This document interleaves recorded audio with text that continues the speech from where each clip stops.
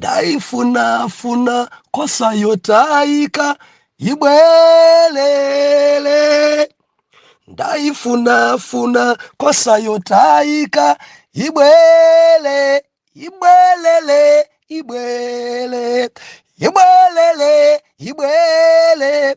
Ibwelele, ibwele. Ibwelele, ibwelele. Yasowa kosa imodzi yasowa ibwele. Yasowa kosa ina yasowa ibwele. Ibwelele, ibwele. Ibwelele, ibwele. Wa ibwelele, ibwele. Ibwelele, ibwelele. Ndikulandireni okondedwa omvera konse kumene muli. Heneleke Tchale mtumiki wanu believer lero pa 24 April 2023 loleni kuti timalizitse topic imene tinayamba sabata yatha, mbusa wabwino. Lero tifuna tifukule bwa mpiri zoti mbusa wabwino amasamalira nkhosa, endi gawo lina losamala nkhosa ndikufunafuna nkhosa yotayika. Koma pali minofu kwambiri, biliva pali minofu kwambiri. Tinasowana masiku awiri awa kona la munda, tagonjetsa, tapambana. Tinali m'mudzi mwa mberi uko, timakhorera paja tikamayandikira number 1 chakumadzulo, endi mulungu anawuyatsa moto kumeneku. Biliva munda ungokulu kwambiri mundawo. Chifukwa chakukula kwa munda sitimaonana, endi mbali zina timakhala tikugwetsa.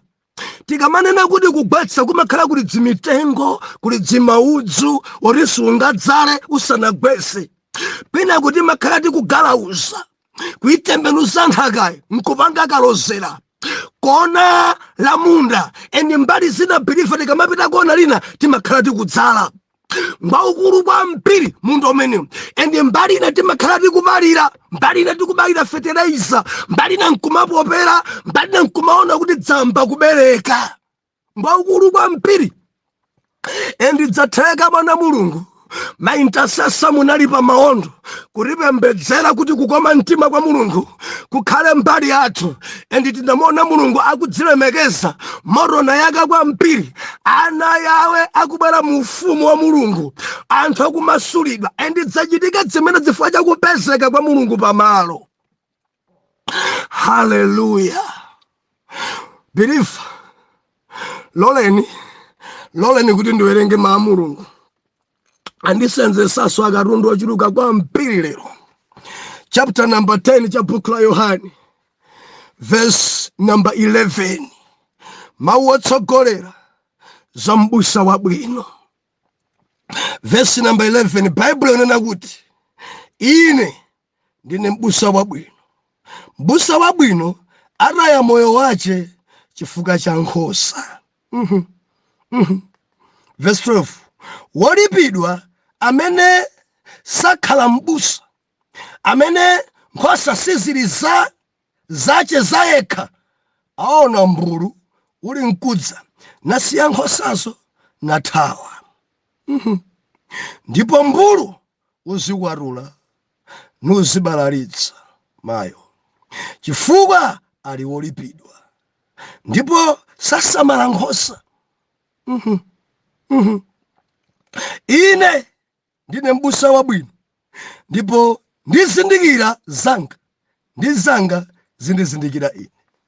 Monga Atate anadziwa ine, ndi ine ndidziwa Atate, ndipo nditaya moyo wanga chifukwa cha nkhosa. Haleluya.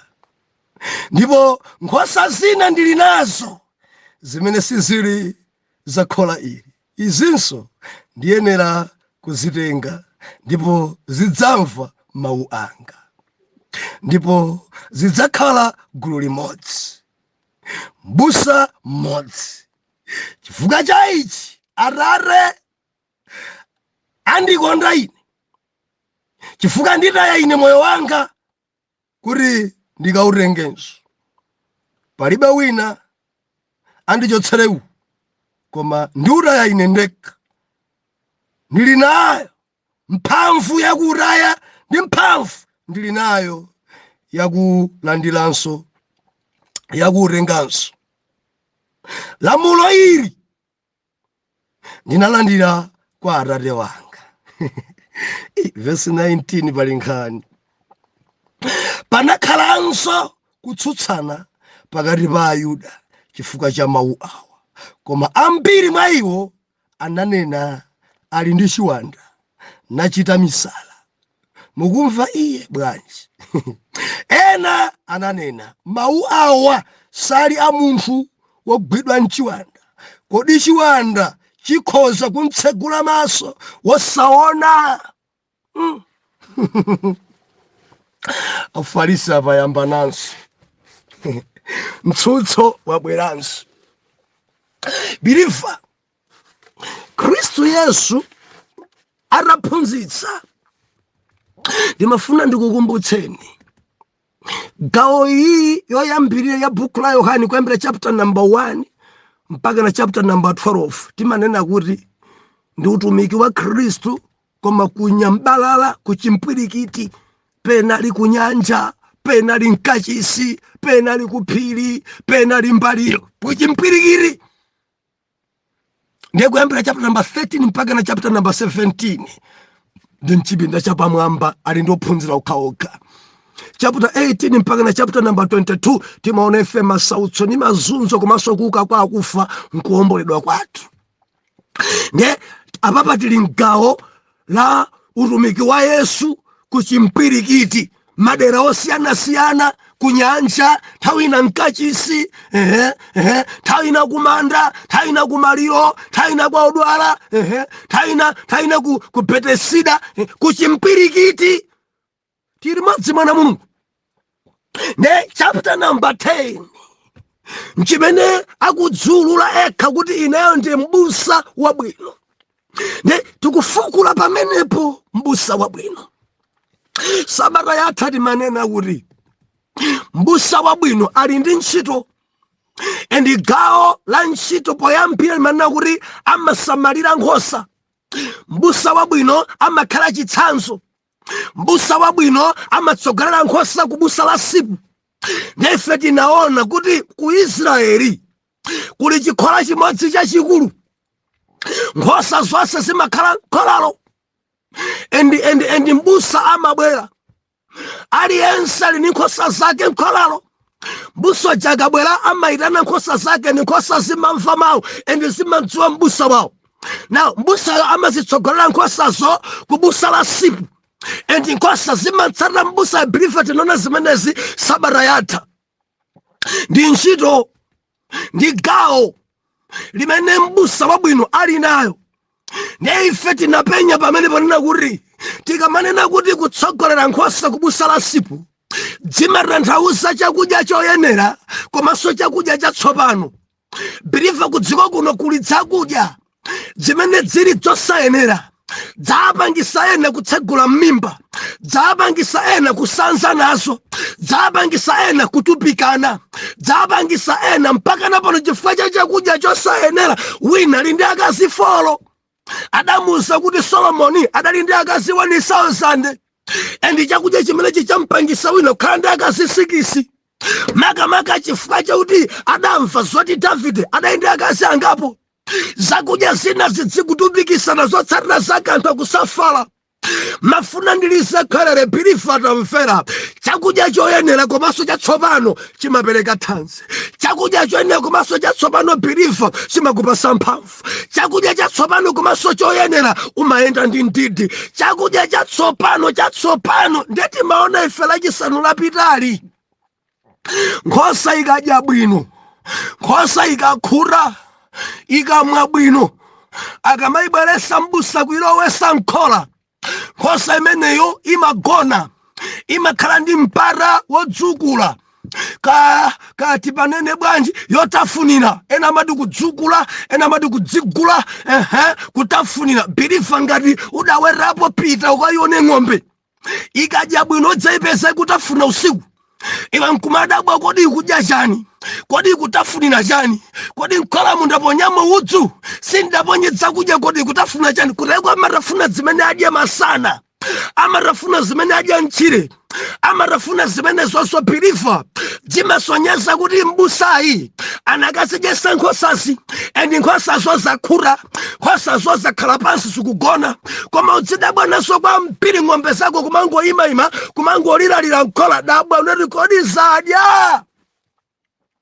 zadya mangogunda madzangomva khola icha pa mangogunda bwanja limodzi yathawa, kena kudzamva mbayinaso pa bwanja limodzi so yachola, mbayinaso pa inaso yathawa. Bilifa zimatsimikisa nakuti mbusayi angudziyendetsa, bilifa dziuyenda kuchoka nazo nkhosa pa khola, kupwera nazo phiri osazidyesa, kuzizunguliza phiri, kuziyendesa kuchokera chama 8 kuzadzitsekera chama 6. Nkhosa sinadya, nkhosa sidamwe, zotsatira zake kuti imachola waya pa yachoka bwa sinadye, anguizungulisa m'mapiri. Bilifa umafika pamalo pena kuyamba akapesa makolasi akuthedzimulidwa, malisa makolasi kuchang'ana chakudya kuti chiphikidwa osaphikidwa, akubwera nkudzaima kutsogolo akuti aleluya, tidzonse tikudzidziwa kale pano, tikudzidziwa kale pano. Ndinene chani pamenepo mbale? Tawerenga Mateyu kudziko kuno bilifa chakudya chikusowa. Ndayamba kuwerenga pamenepo Yesu anati tiye mbale. Yesu anakhala tsonga, kuti Yesu anakhala tsonga tasuntha pang'ono. Kenako anauza una kuti ndini mphamvu, pamenepo Yesu adauza ndini mphamvu, mawu alipo tapitiliza. Kenako akumvekera manofu kuti ndinganeneso chani. Mukudziwa kale kuti kuba ndi chimo, mudziwa kale kuti kusilira iye, mudziwa kale kukumbukumbutsana basi pakati pathu pano, tisanamizane pakati pathu pano kuti pano olungama pano. Malemba anena kale tisapusisane kodi pali chakudya pa anenepa, nkhosa ikudya pamenepa. Wina arumikira palanchi yawo ati mbale mafandu kusani abale eti pali mabwana anachoka muofesi ama degree adzulumika mphamvu kwina kwake sintchulako ndadaima nkumalengeza. Tisapusisane kuti munthu angalapezeniseni, palibe kulapa kwenikweni yayi, kulapa kwenikweni timangwesayesa. Munthu anganame pakati pathu kuti nkusiya chikololo, palibe nesindamone kale munthu akusiyiratu yayi. Anenepa anthu apamenepa akula bilifa pali chakudya pamenepa, ngomane kuti ndali kula nchawa siwangozungulira opanda m'madzi omwe ukalowa muofesi umfa kulimbikitsika kuti ndali kula nchawa. Tchimo lanji losalekeka ndi tchimo lanji losalekeka. Tikamasonkhane mabosi okawa kantauni nkumauzana kuti kulibe tchimo yolekeka. Haleluya. Ambuye atichitire chifundo, Ambuye atichitire chifundo. Ife tinaona sabata yatha chakudya chabwino chikaperekedwa, nkhosa imatafunira usiku wonse, imatafunira, imapita kauzanzake kutafunira. Tikukamba dzakulingalira lemba, kumalingalira kumapita kunyumba, nkhosa nkumayamba kutsegulaso abusa malalikira apa, iye nkumawerengaso eka kuyambira verse 1 mpaka nakupitiriza kumaliza chapter, nkudzagwadeza mutu wace nkumati ya apapa pali minofu kwambiri, apapa tikudalitsika dzimarengera kuti akudyasayo ndani. Haleluya. Munali kuchalichi mwamva chani kumeneko? Kulu ya mangu rubwa anachulukisa nthano. Ndiye inayambika fisi nkalulu. Fisi obusa kalulu akwakulu kalulu adanjela fisi inu mudzilenga kuritsi tsa fisi nkalulusi. Oh, haleluya. Chakudya choyenera komanso chatsopano chimapangitsa nkhosa nenepo imagona ndikukhazikika, imathanso kulingalira ndikwauza anthu ena. Haleluya. Banja ndi nkhuku, phikani nkhuku lero, mawanso nkhuku, nkuchaso nkhuku. Vesi yache imodzi basi, Zakeyo asandulika mtima. Ndi akakona kubwera kuja basi ati Zakeyo, dzina dansintha dampasa Zakeyo. Banja ndi mayi Zakeyo, Luka 19 amene, mayi Zakeyo, pamaliro vesi yake ndi Zakeyo asandulika mtima. Sunday iliyonse, Saturday iliyonse, kandi open air iliyonse, ndi Luka 19. Idamulowa kwambiri. Nchakudya chabwino inde koma tidzisintha. Chimapereka appetite. Chakudya chatsopano chimapereka mudyo. Kulakalaka urajabe. Chifukwa chatsopano. Koma ani nkhuku utsegula mimba amatsegulisa. Zakeyo kamumva times 4 umatsegula naye. Haleluya. Tawerenga passage apa. Yesu aidanenesa ine ndi mbusa wabwino. Mbusa wabwino kuti amautaya moyo wake chifukwa cha nkhosa. Bilifa tifukule pamenepa lero. Ndi gawo limene mbusa ali nayo yosamalira nkhosa. Mbusa amasamalira. Bilifa tilimodzika, mbusa amasamalira nkhosa. Mbusa amaifunafuna nkhosa yorayika naimba nyimbo pano. Amaifunafuna nkhosa yorayika kuti ibwerere nkhola. Kodi khola lanu palibe yorayika? Nkhola lanu palibe mene yachoka? Nkhola lanu palibe ovulala? Nkhola lanu ndiukambedza khola lanu. Kodi nkhosa zonse zilipo dziko langa ladzaza ndi anthu sazidziwa nkhosa zawo zoti zonse zalowa kaina yagwidwa endi sadziwa yoti ina nkhola mulibe sadziwa. Bilifa mbusa wa ganyo sazindikira, mbusa wa ganyo sasamalira, mbusa wa ganyo libe naso kanthu amati sizanga nzabwanawa. Bilifa tamvera Yesu amene kuti ndine mbusa wabwino amene ndimataya moyo chifukwa cha nkhosa.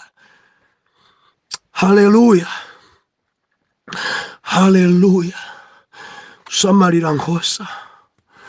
Kusamalira nkhosa ndi udindo wa adzitumiki. Kudzisamalira tili modzi na Mulungu, kuzidyesa nkhosazo osati kudya nkhosazo. Ndipo ndipabwereze bwa ana Mulungu, tili ndi ntchito yosamalira nkhosa, yodyesa nkhosa osati kudya nkhosa. Nkhosa zambiri zadyedwa. Nkhosa zambiri zavulazidwa. Osati ni mbulu avulaza mbusa miyala, kugenda, kukwapula. Muli ndi udindo samala. Wina kamati banja langa ivura sakutanthauza kuti ufunani. Wina kamati ndilibe mwana sakutanthauza kuti niyo mumpase mwana. Ayi. Wina kamapereka madandolo ake amafuna Mulungu ayendere muimene aye limodzi musamalire kuti chimene chili chosowa chache chipezeke. Angari ndikuti angari malo modyesa nkhosa adadya nkhosa. Angari ndikuti angari malo mosamalira adagenda, adavulaza, adaononga. Wina kundivomereza abusa, ine ndi mmodzi mwa iwo amene abusa adandigona. Ambuye tithandize kwambiri. Azimayi ambiri abwe chibwanabwana adagonedwa ndi bishop, adagona ndi bishop. Ndimati ndinene si onse amene amayima m'Baibulo nkuti kumwamba adaruma. Ayi enawa ndi asinagoge adevu akunyanja. Ndilize kwere mbusa wabwino pokupemphera sanga kugwire bere lako. Busa buno bokukupemphera sanga kugwire matako. Sanga kugwire malobisika.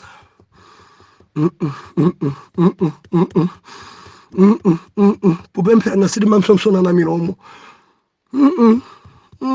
Dabana zone. Dzina dzini mimbulu. Dzina dzini mimbulu. Ndijenjeza azimayi khalani maso. Iyi nditoni ni manena nthawi zonse khalani maso azimayi. Tili masiku otsiriza. Yesu adanena eka aneneri onyenga ambiri adzadzuka chichewa china azibusa onyenga ambiri adzadzuka mu dzina langa. Yesu anena choncho mu dzina langa nasocheretsa nkhosa nabalalisa nkhosa ndikuvulaza nkhosa ndimati nlize khwalera samalani. Sionse ndikuti sionse amene amatchedwa kuti abusa nkuti Mulungu adaruma ayi ena adadzituma okha ena adatumidwa ndi jabu kuti aunonge ntchito ya Mulungu. Now samalani kwa mpira azimayi osamangoti I receive umangulandira zili zonse. I receive kukumenya bere, I receive kukumsomsona, I receive kugwira malobisika, I receive zimene sipilifa kana pada kana nokawi mupita kuti kana pada itapasidwa ntchito yosamala nkhosa yodyesa nkhosa osati kudya nkhosa. Ayi Ambuye atithandize. Ambuye atithandize. Bible inena kuti ine ndi mbusa wabwino amene nimauraya moyo wanga chifukwa cha nkhosa, akutero Ambuye Yesu. Mbusa wabwino amaraya moyo chifukwa cha nkhosa. Kusamalira nkhosa. Kufunafuna nkhosa. Nkhosa imodzi ikasowa kuisakasaka ili kuti yapita kuti ikutani. Ndikudziwa adzitumika nzanga ine ndikudziwa kuti zilipo nkhosa zina zozunguza kwambiri, zozunguza kopi zimaoneka ngati nkhosa si nkhosaso zini mbulu ndezimazunza kwambiri akhoza kudya komabe kuzunza mbusa. Thandizo ilipo komabe nkamwendo njira sikamakhazikika. Alowa kwa Afrikani, achoka kalowa ku Zambezi, achoka kalowa ku Mbaliyo, achoka kalowa ma Pentecosto onse kwa Marisa. Stony Pentecostal, Soil Pentecostal, Tree Pentecostal, Water Pentecostal. Ada Marisa zonsezo kamwendo njira mbulu. Mipingo yonse ku Marisa weka. Mango dani sanso zitsogole. Ndikudziwa pali nkhosa zina ndi mpulu zimaoneka kunja kungati nkhosa sizili nkhosa zimazunza so kwambiri chakudya chilipa mango choka mudzampeza refu. Iyo nkumadabwa ndili gulupu ina yake amachita ninapo munthu kuchoka pano awupita kuti munthu kuchoka pano awupita kuti akulowera kuti left. Ena ndikudziwa ni mavuto wa WhatsApp wa popanga chani akamapanga expire. Kwa maripo wina achita zungulira magulupu onse akakhalakhala apa anda chokapo sindikugwirizana nawo iwe kudzodza kwambiri bwa. Haleluya mbulu kuzunza ena mmachoka mwangozi faja makubwezeresa nkukupasaniso ni malinki. Ambuye atithandize.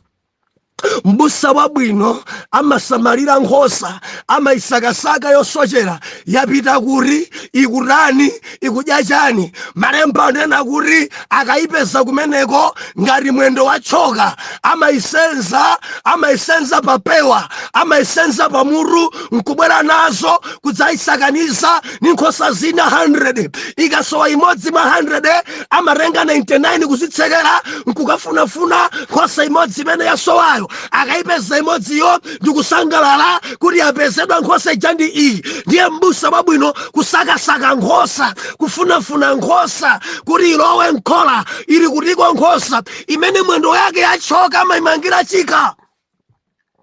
Mondimva na Mulungu amayambano opembedza okhoka wina mwendo wake umachoka mtumiki amafika mkumati no kululukira nani chonde iyayi lolani dzichepeseni zimachitika pakupemphera.